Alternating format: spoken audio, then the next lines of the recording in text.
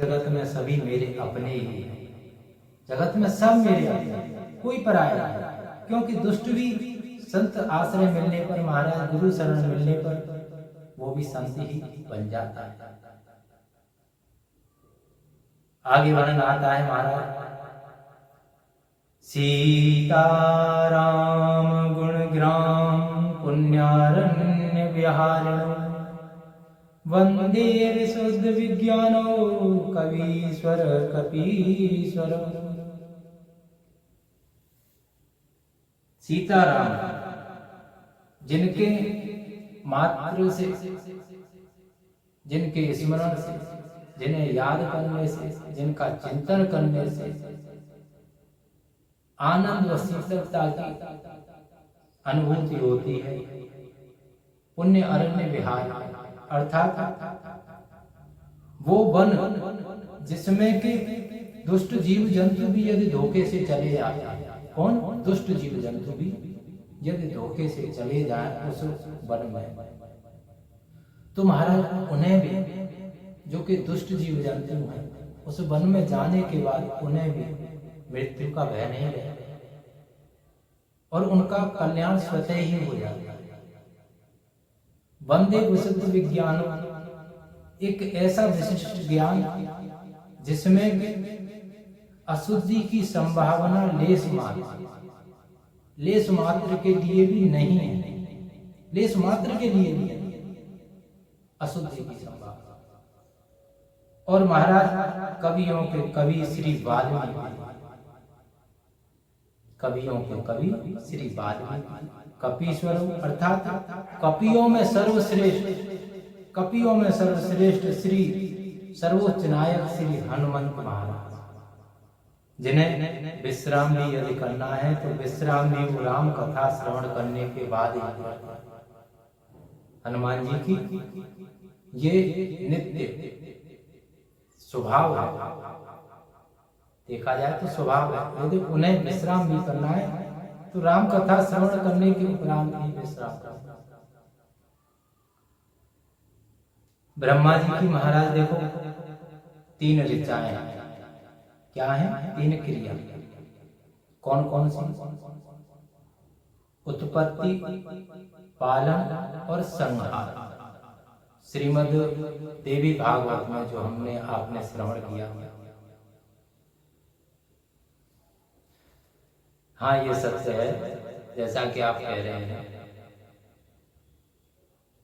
देखो आगे वर्णन आएगा पुराणों का, जब एक संत श्री गोस्वामी तुलसीदास जी से पूछेंगे कि इसे लिखने का अर्थात श्री रामचरितमानस की रचना करने का क्या अर्थ है, तब वो वर्णन आएगा। कहने का अर्थ क्या है महाराज? देखो कि 3 क्रियाएं हैं श्री ब्रह्मा जी की, पालन, संहार, उत्पत्ति, और जिनकी संचालिका कौन है? आद्यशक्ति। आद्यशक्ति इनकी संचालिका है, जो संपूर्ण कल्याण को करने वाली है और जीवों को कलेशों से, आप और हम या अन्य जो भी जीव हैं, उन सभी कलेशों से सदैव रक्षा करती हैं। ऐसी जगत जननी जगदेश्वरी माता भवानी, जिनका के देखो हमें कुछ क्षण के लिए स्मरण आ गया श्रीमद् देवी भागवत, जो कि आप और हमने पूर्व समय में बड़न उसका रसपान ग्रहण किया। यदि समय मिला और आदेश हुआ हमारे गुरुदेव का और गुरु माता का, तो पुनः एक बार फिर श्रीमद् देवी भागवत श्रवण करेंगे आप और हम सभी। उद्धव स्थितकारिणीं कलेशहारिणीं सर्वश्रेयस्करीं सीता नतो हम राम वल्लभाम्। यस्त्वादमृसेव भाति सकलं रज्जो यथा हे ब्रह्म, यत्पादः प्लवमेकमेकहे वाम्भोधेस्ति सार्वदाम्। वन्देह तमशेषकारुण्य परं रामख्यमीशं हरिम्। जिनकी माया के वशीभूत होकर ब्रह्मादि देवता, असुर तथा संपूर्ण विश्व जिनकी माया के वशीभूत है, जिनकी माया से एक रस्सी का सर्प, एक जो रस्सी होती है उसे आप और हम सर्प समझ लेते हैं। इसी प्रकार महाराज मनुष्य को ये जगत माया ही समझना चाहिए और वास्तव में ये माया ही है। ये जगत रूपी माया है जिसे कि आप और हम वास्तविकता समझते हैं, किंतु वास्तविकता यदि देखी जाए तो ये माया है। सत्य प्रतीत होती है ये माया आप और हम, जिनके चरण ही मात्र प्रभु के श्री रामचंद्र जी के, जिनका के हम चिंतन कर रहे हैं, जिनके चरण से ही मनुष्य भवसागर से पार हो जाता है। चरण ही काफी है भवसागर से पार होने के लिए। और इनके चरण की महिमा महाराज ऐसी है कि ये एक ऐसी नौका है। वैसे तो संसार देखो जड़वत है, संसार क्या है? जड़वत। लेकिन इस जड़ को भी वही चैतन्य प्रकाशित करते हैं, इसी से वह जड़ संसार में चैतन्य मालूम पड़ता है। जिसने जगत निर्माण किया है ऐसे प्रभु श्री रामचंद्र जी को हम बारंबार प्रणाम करते हैं। हमारा बोलो श्री रामचंद्र भगवान की जय। एक बार महाराज श्री तुलसीदास जी बैठे हुए थे तो उनका एक शिष्य आया और शिष्य आकर के बोला कि महाराज जो रामायण आपने लिख रहे हो, जिस रामायण की आप रचना कर रहे हो, श्री रामचरितमानस की आप रचना कर रहे हो, वो कैसी है, वह है कैसे? जैसा कि अभी हमने आपसे कहा था कि वर्णन आए, इसीलिए वो जोड़ दिया गया है। तो श्री तुलसीदास जी कहते हैं, क्या कहते हैं महाराज अपने उस शिष्य से? नाना पुराण निगमागम सम्मतम नियत, अर्थात जो अनेक अनेक पुराण वेद शास्त्र स्मृति उपनिषद इन सब का जो रस स्वरूप है वही ये श्री रामचरितमानस है, वही ये श्री रामचरितमानस। फिर उस मनुष्य ने पुनः कहा, अर्थात उस शिष्य ने पुनः कहा, किससे कहा? श्री तुलसीदास जी से। क्या कहा कि बाबा जब इनका पूर्व में ही रचना हो चुकी है, जब पूर्व में ही ये लिखे जा चुके हैं, तो फिर आपके लिखने का क्या मतलब है? भाई देखो, जब पहले ही रचना हो गई, लिख दिया वाल्मीकि जी ने, तो फिर आपको लिखने की आवश्यकता क्या थी? एक ही काफी। इसके प्रति उत्तर में श्री तुलसीदास जी क्या कहते हैं महाराज?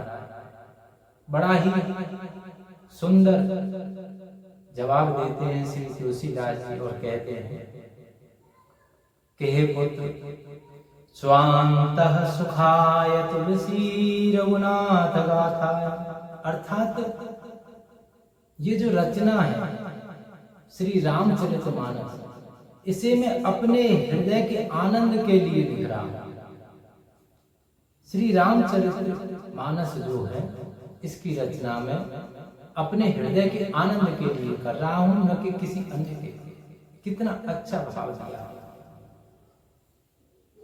यदि आपको अच्छा लगता है तो आप अध्ययन कीजिए, आपको अच्छा लग रहा है तो आप अध्ययन कीजिए। श्री तुलसीदास जी कह रहे हैं कि मैं तो अपने हृदय के लिए, स्वयं के लिए कर रहा हूं। आगे तुलसीदास जी वर्णन करते हैं महाराज दोहे के माध्यम से, जिसमें के श्री गणेश महाराज का स्मरण है, भगवान का स्मरण करते हैं। आगे मानस की प्रथम चौपाई लिखने से पहले श्री गोस्वामी तुलसीदास जी के सम्मुख में फिर वही परिस्थिति आती है। क्या परिस्थिति आती है कि किसके बारे में लिखूं पहली चौपाई जो लिखूं रामचरितमानस की, वो किसके बारे में। तत्पश्चात महाराज काफी विचार करने के बाद श्री गोस्वामी तुलसीदास जी लिखते हैं, क्या लिखते हैं, बंदऊ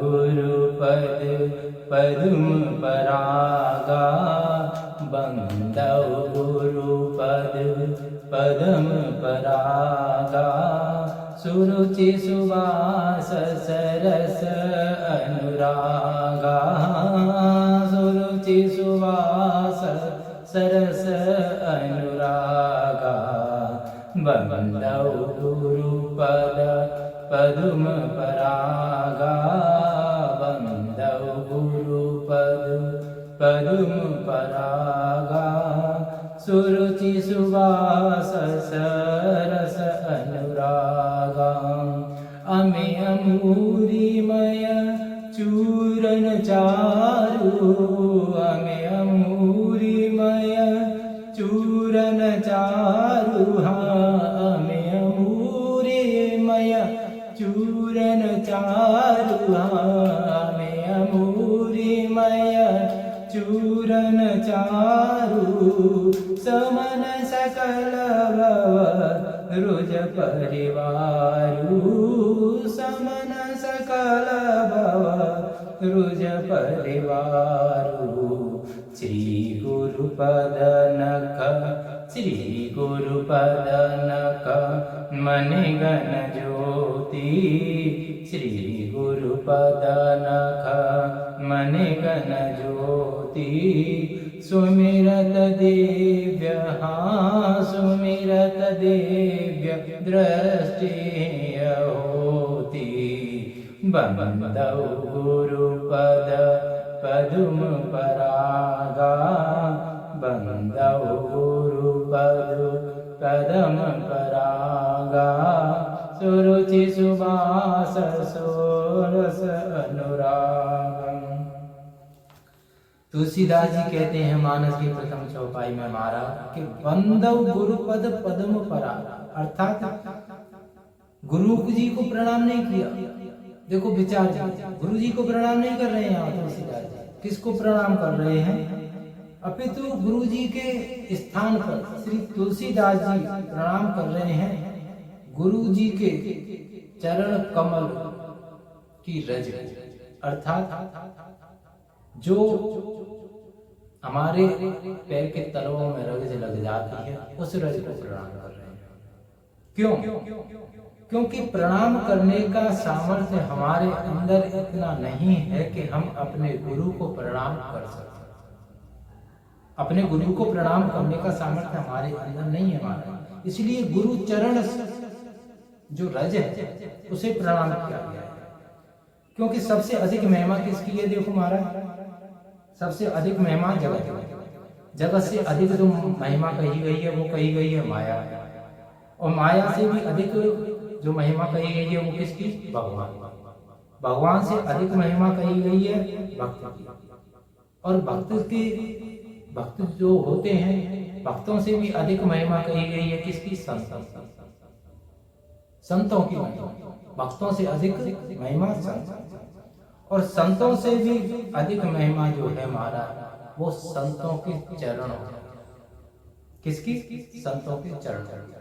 आपने श्रीमद् भागवत श्रवण किए होंगे। श्रीमद् भागवत के 10वें स्कंद में आता है महाराज कि एक बार भगवान श्री कृष्ण जी ने पूछा ऋषियों से कि ये बताइए तीर्थ की परिभाषा क्या है, अर्थात तीर्थ किसे कहते हैं? तीर्थ कहते किसे? कई शिष्य थे, कई ऋषि थे। किसी ने कहा महाराज कि जहां पे नदियां हो, नर्मदा, गंगा, क्षिप्रा, वही तीर्थ। किसी ने कहा कि जहां वन हो वहां तीर्थ होते हैं। किसी ने कहा कि प्रभु जहां अधिक देवालय शिवालय हो वही तीर्थ स्थल। तत्पश्चात नारायण भगवान कहते हैं कि नहीं नहीं नहीं, ऐसा नहीं, ऐसा नहीं है, इसे तीर्थ नहीं कहते। तब उन ऋषियों ने सभी ने कहा, पूछा भगवान श्री कृष्ण से कि तो फिर किसे कहते हैं तीर्थ, प्रभु आप ही बतला दीजिए। तब श्री कृष्ण भगवान कहते हैं, महाराज क्या कहते हैं, ना हाम्यानि तीर्थानि न देवा मृच्छिलामयाते पुनत्यरु कालेन दर्शनादेव साधव। अर्थात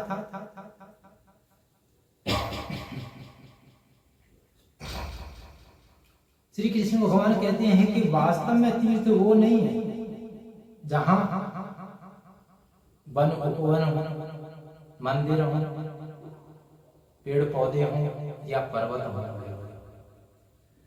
तीर्थ वो है जहां भक्त हो, जहां संत हो, वही तीर्थ है। और संत महाराज चलायमान होते हैं।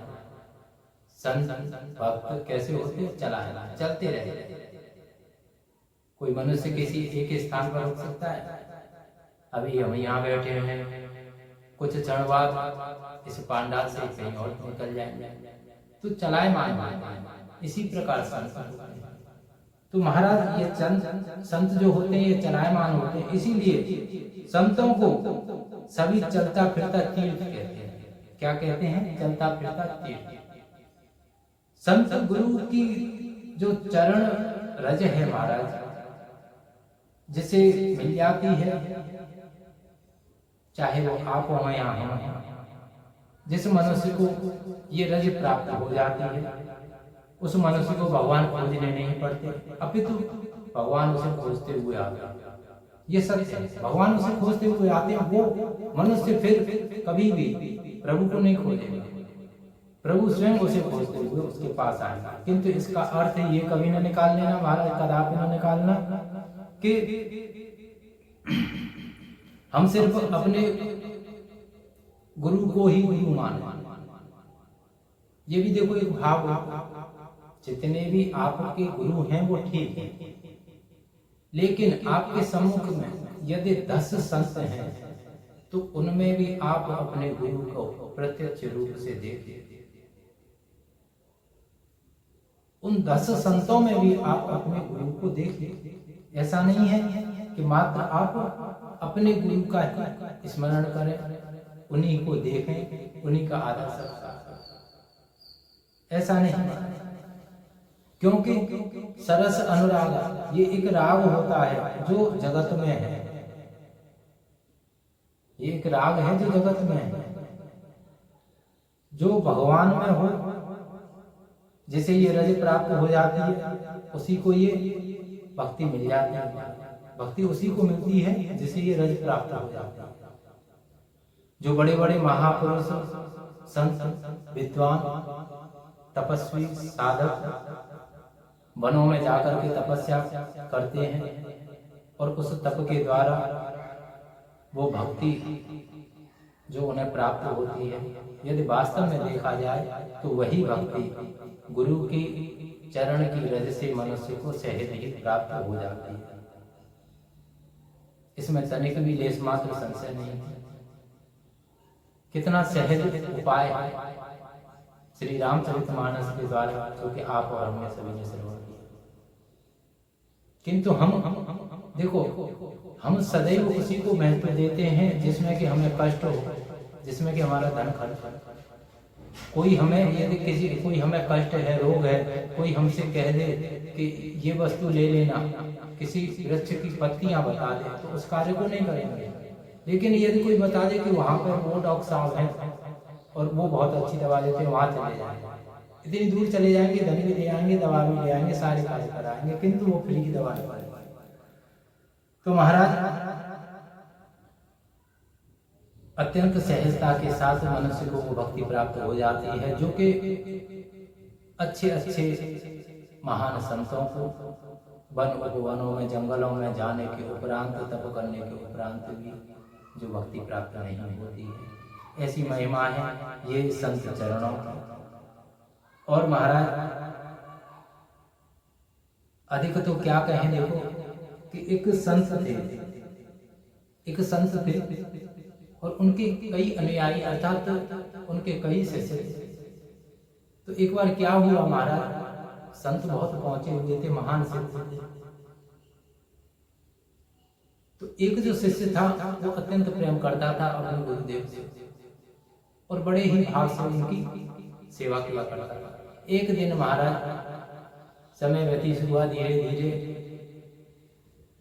जो संत थे, गुरुदेव थे, उनके एक रोग हो गया। जो आपने देखा होगा कि गुब्बारे टाइप का, गुब्बारे की सी त्वचा हो जाती है, गांठें सी बन जाती हैं गले पर, जिसे कंठमाल कहते हैं, जिसे कंठमाल कहते हैं महाराज, वो हो गए। और गले पर एक माला सी, अब उसमें से पीड़ा भी होती, मवाद भी निकलता, रक्त भी निकलता। शिष्य नित्य उन्हें देख करके बड़ा दुखी होता कि मेरे गुरुदेव को ये कष्ट झेलना पड़ रहा है, मेरे होते एक कार्य मेरे जीवन में, जो कि मैं गुरु के सम्मुख में हूँ, लेकिन फिर भी उनके कष्ट को हर नहीं सकता, उनकी कोई सहायता नहीं कर सकता। नित्य उनकी सेवा करता, गाँवों को पहुंचता, मवाद निकालता। एक दिन सरयू के तट पर महाराज वही सारे कार्यों से निवृत्त होने के उपरांत सरयू के तट पर जाकर के और रोने लगा। और जब रोने लगा महाराज तो काफी समय हो गया और बारंबार अपने प्रभु से कहे कि हे प्रभु, तुम ये कष्ट मुझे दे दो, लेकिन मेरे गुरुदेव को इस कष्ट से मुक्त कर दो। तभी दो राहगीर आए महाराज, और दो राहगीरों ने जब देखा तो उसके पास गए और बोले कि क्यों रो रहे हो भाई, क्या बात है? तो उसने पूर्ण वृतांत बतलाया। इस पर वो राहगीर बोले कि अरे तुम व्यर्थ में चिंता क्यों करते हो? वो महाराज तो बहुत बड़े सिद्ध हैं, वो चाहे तो एक क्षण में अपने उस रोग को मिटा दें, लेकिन वो चाहते हैं। क्यों नहीं चाहते? क्योंकि उन्हें ये ज्ञात है ये कि मेरे पूर्व कर्म का कोई भोग है, इसलिए वो चाहते हैं। शिष्य बोला कि नहीं नहीं महाराज, ऐसा कुछ नहीं है, और जो भी हो या ना हो, मुझे इससे कोई फर्क नहीं पड़ता है। मुझे तो फर्क मात्र इसी से पड़ता है कि मुझे मेरे गुरु की ये हालत मुझसे कदापि देखी नहीं, एक क्षण के लिए नहीं देखी जाती, उनका कष्ट मुझसे सहन नहीं होता। तो दोनों राहगीर बोले कि तो ठीक है, क्या चाहते हो? तो शिष्य बोला कि मैं ये चाहता हूँ कि यदि आप कुछ उपाय बतला सकते हो तो बता दीजिए।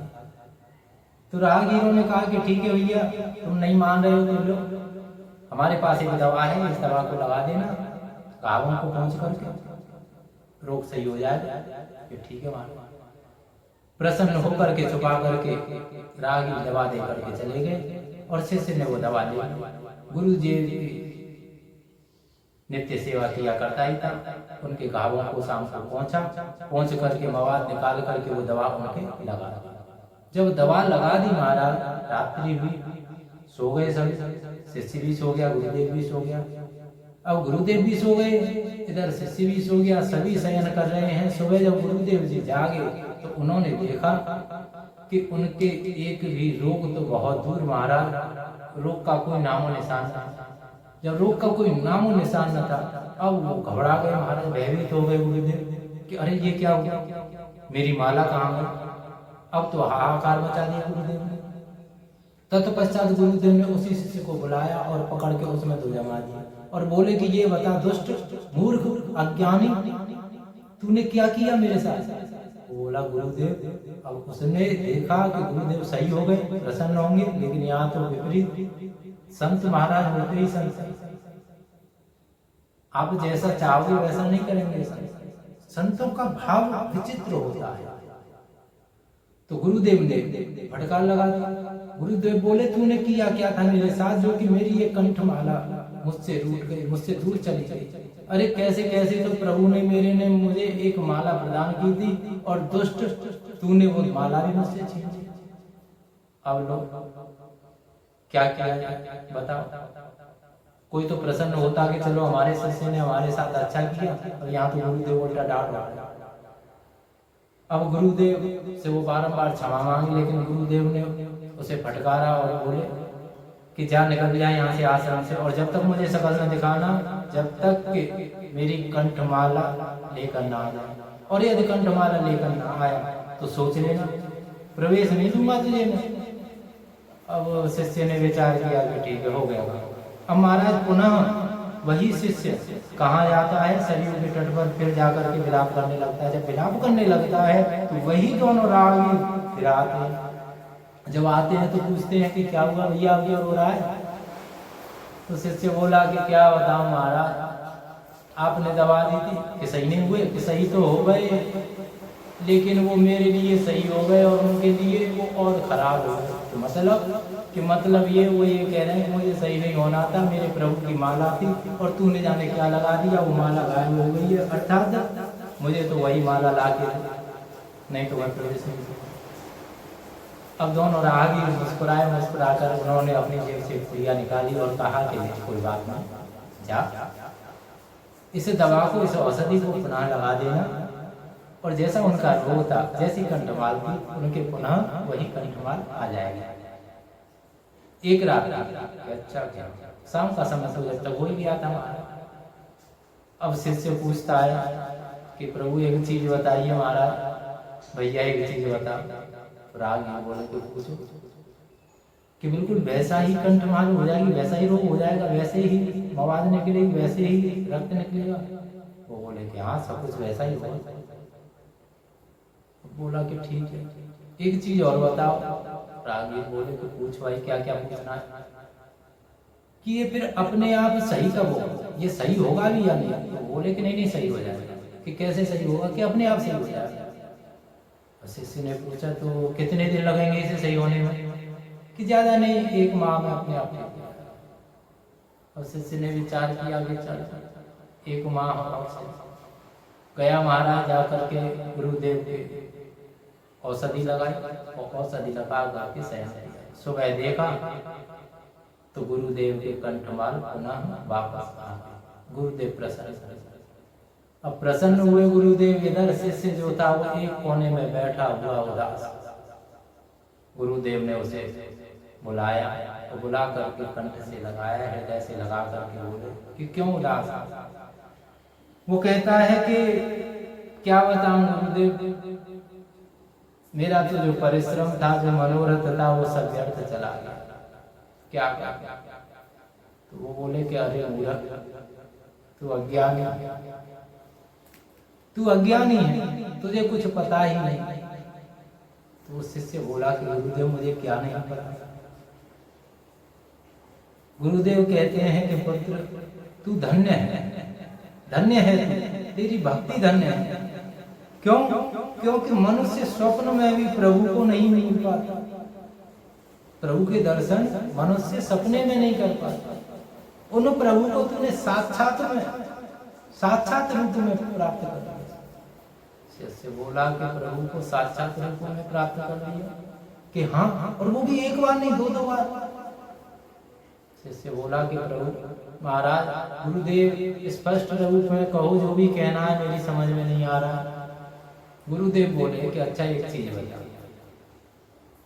तूने कभी सरयू के तट पर किसी मनुष्य को देखा है आज से पूर्व? शिष्य बोला कि नहीं गुरुदेव, आज तक मैंने किसी को नहीं देखा। चल ठीक है, आज तक किसी को नहीं देखा। ये जो 2 राहगीर तुझे औषधि देकर गए थे, इन दोनों को कभी पहले तुमने देखा है? शिष्य बोला कि मैं भी नहीं देखा। और ये मिले कितनी बार तुझे? कि 2 बार मिले हैं गुरुदेव। और दोनों लगातार 2 दिन मिले हैं? कि हाँ, दोनों लगातार 2 दिन मिले।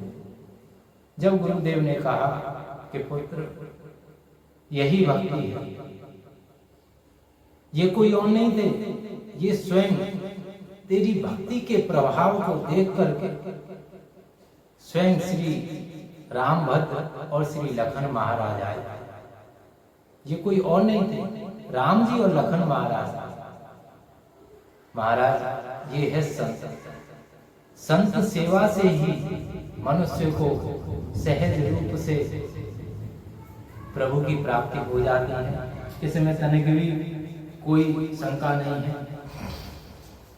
यदि हम संत सेवा करते हैं तो महाराज ये आवश्यक नहीं है कि हम हवन करें, यज्ञ करें, क्योंकि संतों की महिमा जितना वर्णन की जाए उतना ही कम है।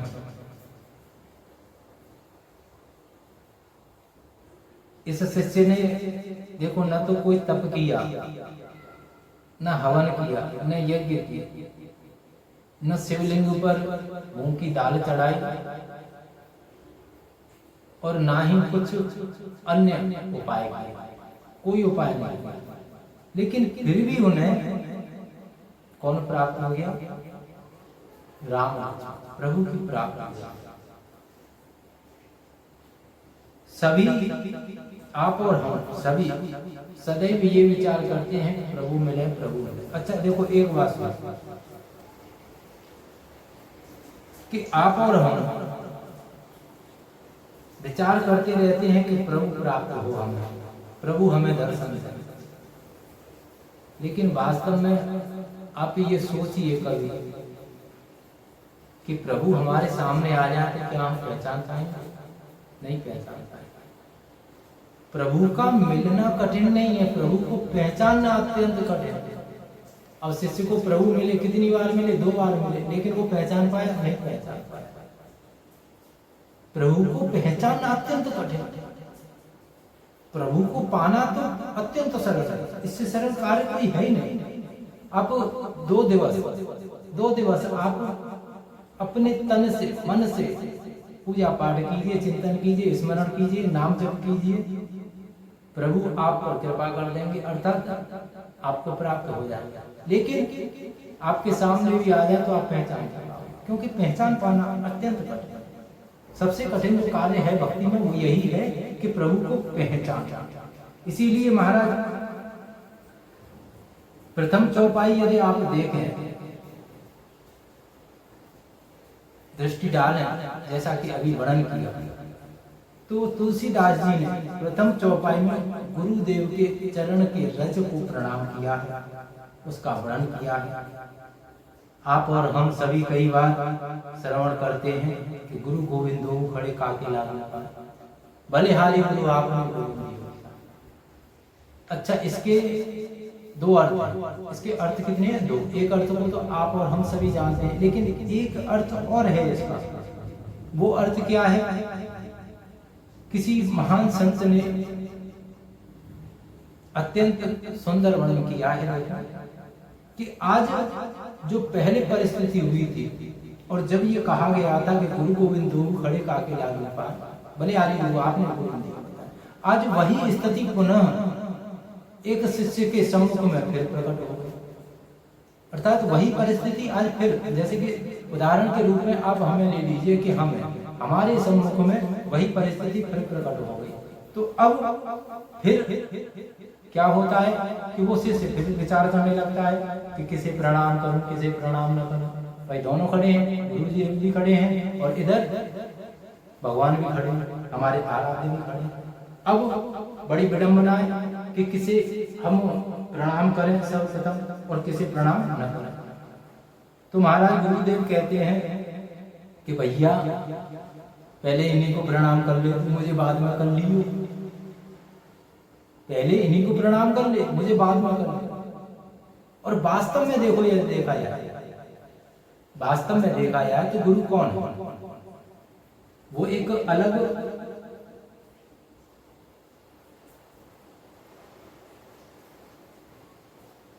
एक अलग विषय है कि कुछ लोग आज इस जगत में ऐसे हैं जो कि यही इच्छा रखते हैं सभी से, अपने शिष्यों से, कि ये हमें पूजित करें, अर्थात हमारी पूजा करें। किंतु वास्तव में गुरु कहलाने का अधिकारी कौन है? गुरु कहलाने का अधिकारी वही है जो कि अपने शिष्य को प्रभु के चरणों में रख, उनकी सेवा में लगा, उनकी सेवा कराए, उनका दास बनाए, प्रभु की प्राप्ति कराने वाला ही गुरु कहलाने का अधिकारी है। लेकिन आज का समय जिसका कि आप और हम व्यर्थ में अपना समय व्यतीत क्यों करें? आज के समय का देखो, हमने जैसा कि हम प्रत्येक के स्थान पर कहते हैं, समय का कोई दोष नहीं है, दोष है हमारे विचार में। लोग कहते हैं कलयुग नहीं है महाराज, ये हमारे विचार हैं। पूर्व समय में सतयुग में देखिए, उस समय भी आप और हम अन्न खाते थे, सब्जियां खाते थे। द्वापर में देखिए, उस समय भी खाते थे। त्रेता में देखिए, आप किसी भी युग में देख लीजिए, और आज इस कलयुग में देख लीजिए, जिसे आप कहते हो समय खराब है, आज भी खाते हैं। खाते हैं कि नहीं खाते हैं? चपाती अन्य सब्जियां खाते हैं नहीं खाते हैं? खाते हैं। लेकिन मानसिक विचार, यही विचार है, इन्हीं विचारों के कारण ही महाराज जो हमारी बुद्धि भ्रष्ट हुई है, उस बुद्धि के कारण ही जो हमारी मत ऐसी हुई है, इस मत के कारण ही आज और आप और हम कहते हैं कि ये कलयुग है। यदि वास्तव में देख लिया जाए, हम सभी सदा आचरण करें, अपने कर्तव्यों का वहन करें, जो जो हमें ईश्वर ने कर्तव्य दिए हैं उन सभी कर्तव्यों को पूर्ण रूप से हम निभाएं और सभी के साथ हम मिलजुल कर रहें और मिलजुल कर रहने के साथ साथ सभी धर्म के प्रति अपने हृदय में सदैव तत्पर रहें।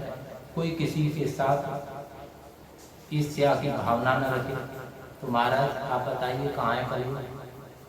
हमें तो लगता नहीं कलयुग। कलयुग जो विराजमान है, जो कलयुग चल रहा है, वो मनुष्य की मानसिकता में चल रहा है, उसके विचारों में चल रहा है, उसके शब्दों में चल रहा है, उसकी दिनचर्या में चल रहा है। वास्तव में देखा जाए तो कलयुग कहीं भी नहीं। जो कलयुग बैठा हुआ है वो यहीं बैठा हुआ है, चाहे आप कलयुग कहिए या संयोग कहिए, वो मानसिकता विचार है। तो महाराज आज पुनः वही परिस्थिति होती है तो गुरुदेव कहते हैं कि अरे भैया क्या देख रहा है, क्या विचार कर रहा है, तो इन्हीं को पहले प्रणाम करो। वास्तव में गुरु वही होते हैं और वही कहलाने के अधिकारी है महाराज गुरु, जो भगवान को, जो भगवान की भक्ति में अपने शिष्य को ला करके रख दें, वही भगवान कहलाने का, वही गुरुदेव कहलाने के अधिकारी है। आप देखिए, यदि वास्तव में देखा जाए, देखो विचार कीजिए, यदि हमारा भाव भक्ति, हमारा भाव, हमारी भक्ति जो है वो श्रेष्ठ हो, तो प्रभु श्री रामचंद्र जी या देवादिदेव महादेव, गजानन महाराज, जगत जननी जगत कल्याणी श्री पराम्बा, ये सभी हमें प्राप्त हो जाएंगे, इसमें तनिक भी संशय नहीं, इसमें तनिक भी संशय नहीं। प्रभु श्री रामचंद्र जी हमें सहज ही प्राप्त हो जाएंगे। और प्राप्त भी कैसे आए होंगे कि ये स्वयं हमारे पास आएंगे, स्वयं हमारे पास आएंगे। लेकिन आएंगे कैसे महाराज? अभी आप ये विचार कीजिए कि आएंगे कैसे? तो इनके आने का जो माध्यम बनता है वही माध्यम होता है गुरु। मनुष्य के जीवन में जब कोई गुरु का आगमन होता है, किसी गुरुदेव का आगमन हो जाता है किसी मनुष्य के जीवन में, तो आप समझ लीजिए कि अब उस पर भगवत कृपा होनी शुरू हो गई। भगवान स्वतः ही उसके पास आ जाता है। आपको इसका उदाहरण दिखाएं तो प्रमाण आप देखिए, प्रहलाद जी को देखिए। प्रहलाद जी ने कभी नारद जी को खोजा? बताइए, कभी नहीं। नारद जी स्वयं चलकर आए थे किसके पास? प्रहलाद जी के पास। नारद जी स्वयं चलकर आए। रैदास जी को देखिए, मीरा जी ने कभी खोजा था रैदास जी को? कभी नहीं खोजा। उन्हें खोजने की आवश्यकता ही नहीं पड़ी, ढूंढने की आवश्यकता ही नहीं पड़ी मीरा जी को, तो बस कृष्ण कृष्ण जपने से फुर्सत ही कहाँ। स्वयं रैदास जी उन्हें खोजते हुए, उन्हें ढूंढते हुए मीरा जी के पास आए। मीरा जी तो बस कृष्ण कृष्ण बसती रहती, उन्हें इसी से फुर्सत नहीं थी। और जब इससे फुर्सत नहीं थी तो वो किसको देखे? रैदास जी कहाँ है, कहाँ नहीं। और ये मीराबाई जो है महाराज, यदि वास्तव में देखा जाए ना, तो मीराबाई और श्री तुलसीदास जी, ये दोनों, इन दोनों को यदि देखा जाए तो ये एक ही समय के पात्र हैं। ये दोनों चरित्र एक ही समय के,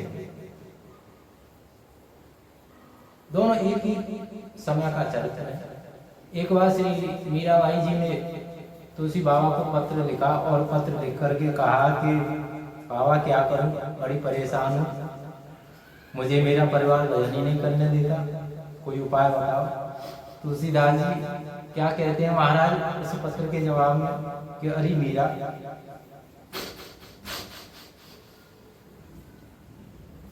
मेरा और तुम्हारा, हम दोनों का तो मात्र वही होगा जो वो करेगा, अतः चिंता मत करो, सब व्यवस्था वही करेगा। हम दोनों का रखवाला तो वही है, हमारी व्यवस्था वही करेगा, हम क्यों चिंता करें। लेकिन महाराज आज के समय में यदि देखा जाए तो भक्तों का ये भाव नहीं, आज के मनुष्य में ये भाव है ही नहीं, आज के मनुष्य को विश्वास है ही नहीं। कुछ महान लोग कहते हैं कि हमें भगवान के कभी साक्षात दर्शन हुए ही नहीं, हमें भगवान के साक्षात दर्शन हुए ही नहीं। अब उन्हें ये विचार किया जाए, उनसे ये पूछा जाए महाराज कि माता पिता के आप चरण स्पर्श करते हो, क्या वो भगवान नहीं है? आप अपने घर में जो पूजा पाठ करते हो, दीपक लगाते हो सुबह शाम, क्या वहां पे भगवान नहीं? देवालय शिवालय में जाते हो आप दर्शन करने के लिए नित्य या कभी कभी, तो क्या महाराज वहां पे महाराज नहीं है? आपके आराध्य नहीं है, ईश्वर नहीं है, भगवान नहीं है, प्रभु नहीं है? बताइए।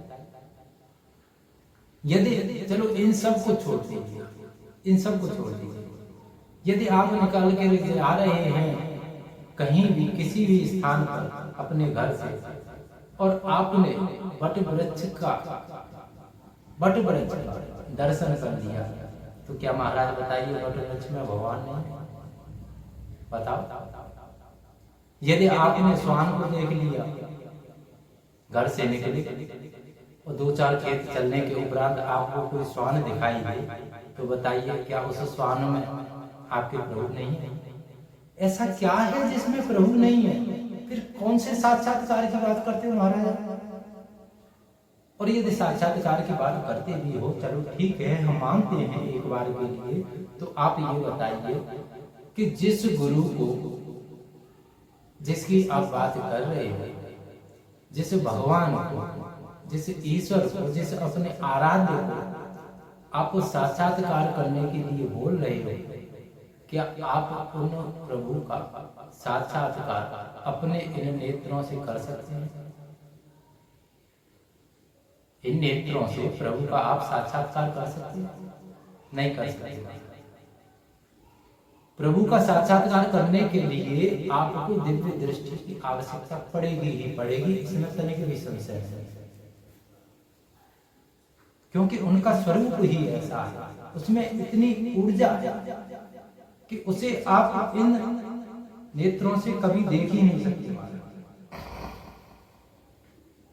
जब वो भगवान श्री कृष्ण शांति दूत बनकर के कौरवों की राष्ट्रीय सभा में गए थे और उन्होंने शांति प्रस्ताव रखा था, जैसा कि आप सभी जानते हैं, दुर्योधन ने उसे नकार दिया था और जंजीरों से बांधने की बात की थी और चेष्टा भी की थी, प्रयास भी किया था दुर्योधन ने। किसको? श्री कृष्ण भगवान को। तत्पश्चात श्री कृष्ण भगवान ने क्या किया था? अपना दिव्य स्वरूप प्रकट किया था। नारायण भगवान ने, श्री कृष्ण भगवान ने उस क्षण वहां पर उन्होंने अपना साक्षात्कार कराया। वहां पर देखो, ध्यान देकर श्रवण करना, वहां पर कौन था? दुर्योधन के पिताजी। कौन? महाराज धृतराष्ट्र, जो कि नेत्रहीन थे और जन्म से ही नेत्रहीन थे। जब विराट रूप कृष्ण भगवान ने वहां पर अपना प्रकट किया, तो वो धृतराष्ट्र बोलते हैं, जो कि नेत्रहीन थे, जन्म से अंधे थे, वो कहते हैं कि बस प्रभु, बस ये आपका जो तेज है ये मेरी दृष्टि में चुभ रहा है, अर्थात मुझसे सहन नहीं हो रहा है, इसलिए आप अपने इस विराट स्वरूप को त्याग करके आप पुनः अपने उसी स्वरूप में आ जाए। कौन कह रहा है? जो कि जन्म से नेत्रहीन है, बाल्यावस्था से नेत्रहीन है। जब एक नेत्रहीन व्यक्ति उस तेज को सहन नहीं कर सकता महाराज, तो आपके और हमारे पास तो नेत्र है।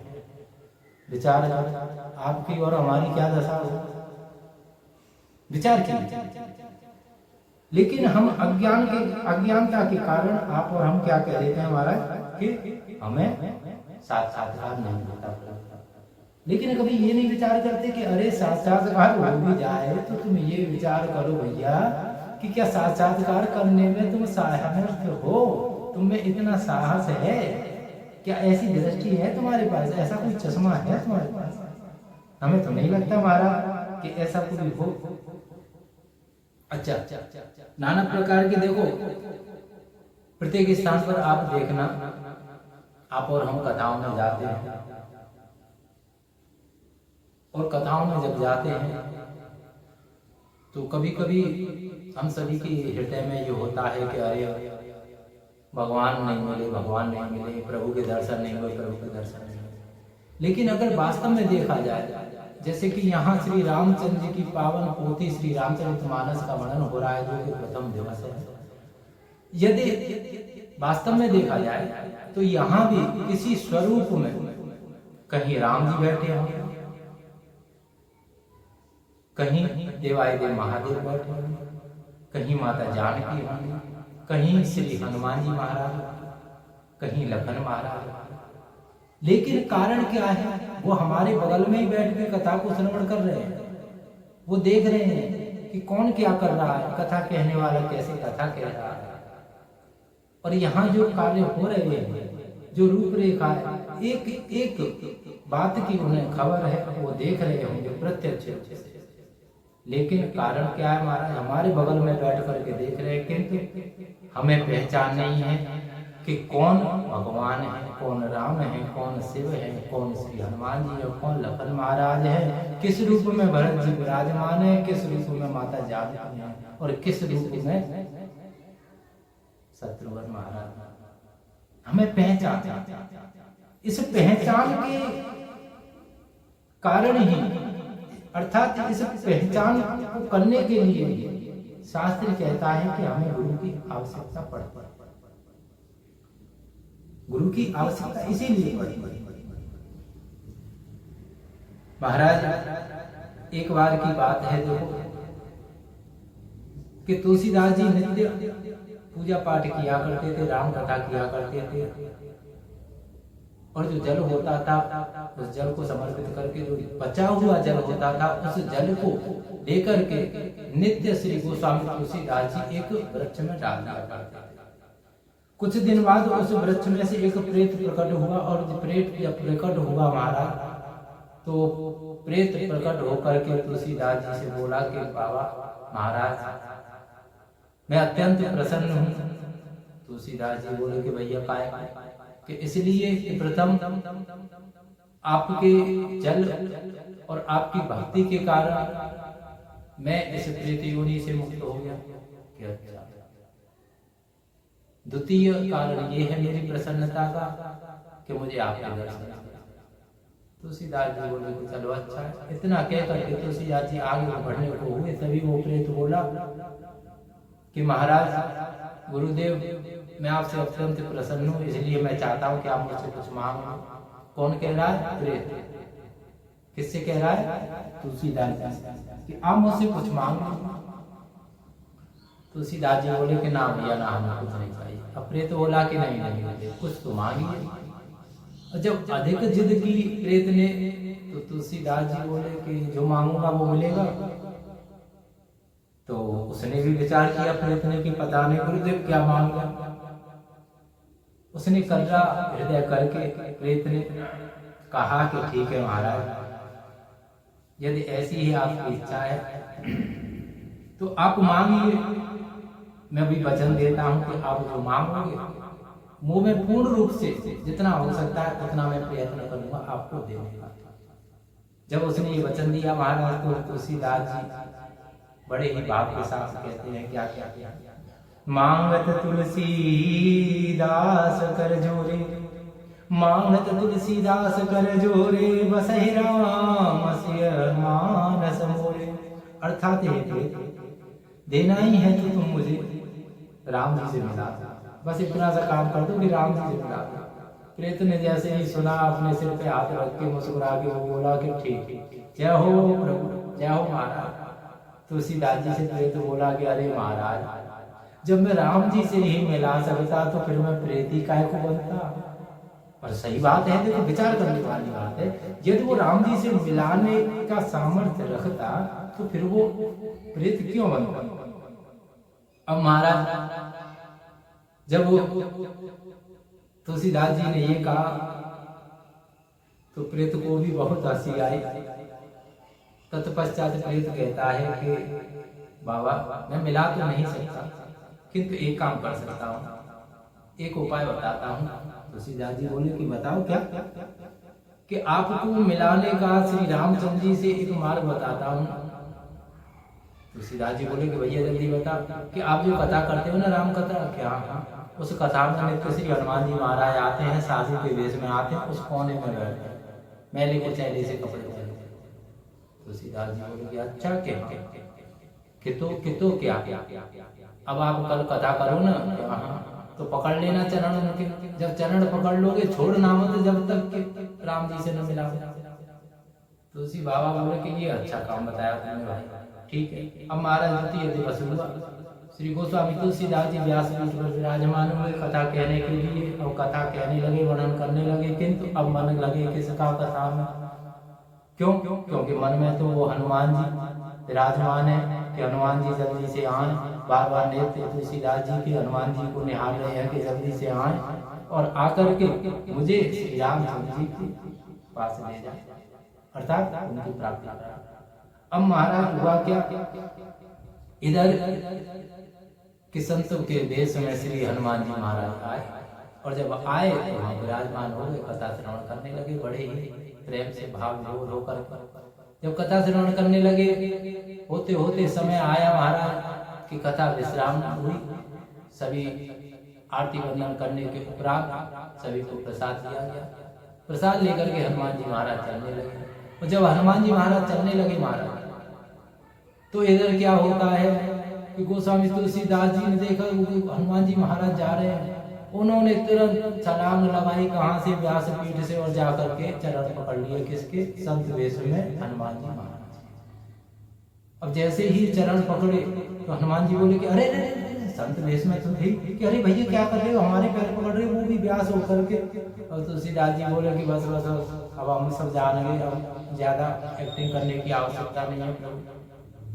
तुलसीदास जी ने ऐसे ये कहा तो फिर हनुमान जी कहते हैं कि अरे पाप चढ़ा रहे हो हम, अरे महाराज चरण छोड़ो। तुलसीदास जी बोले कि प्रभु क्यों तुम कर रहे हो, क्यों परीक्षा ले रहे हो? अब तो ये चरण में तभी छोड़ूंगा जब आप अपने वास्तविक स्वरूप में आ जाओगे, अन्यथा मैं चरण छोड़ने वाला नहीं।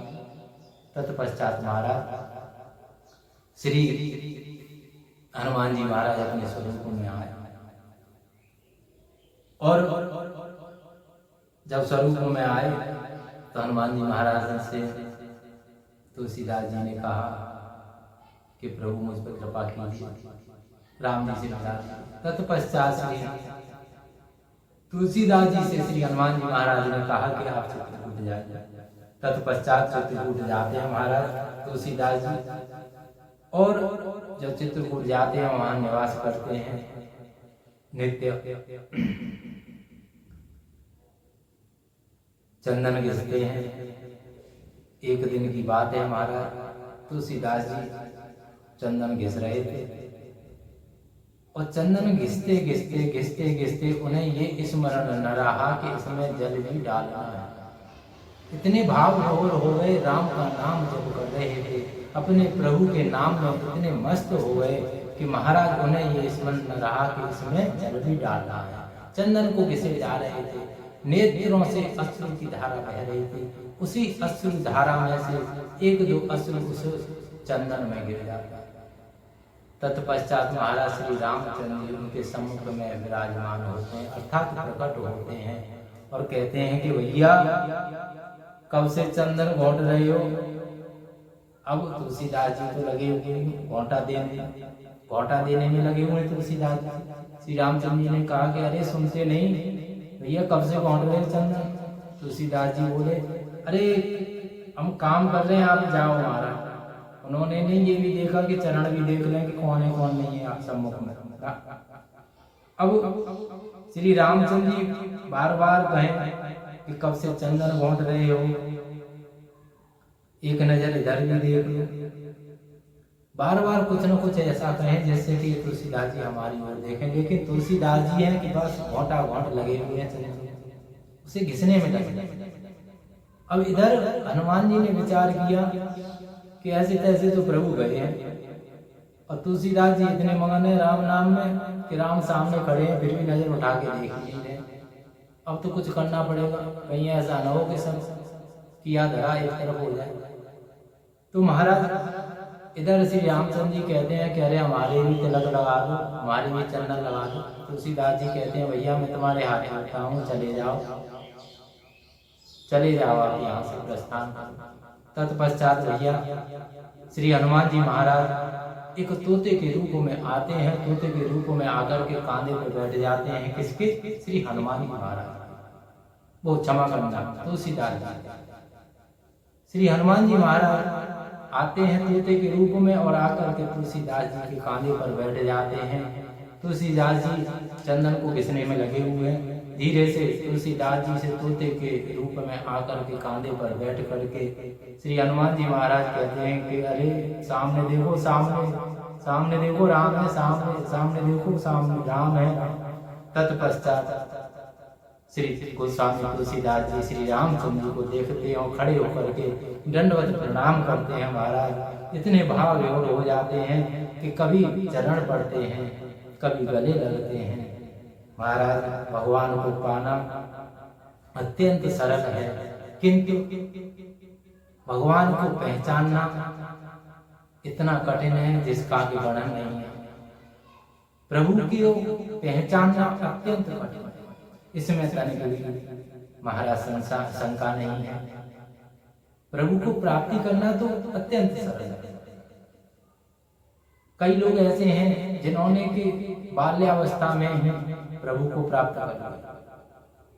महाराज जैसे देखो एक पिता या माता जो संतान का पालन पोषण करते हैं, समय समय पर पिता वात्सल्य करते हैं, उन्हें प्रेम करते हैं। प्रेम के समय यदि देखा जाए तो मित्र भी प्रेम करता है, एक मित्र भी मित्र को प्रेम करता है।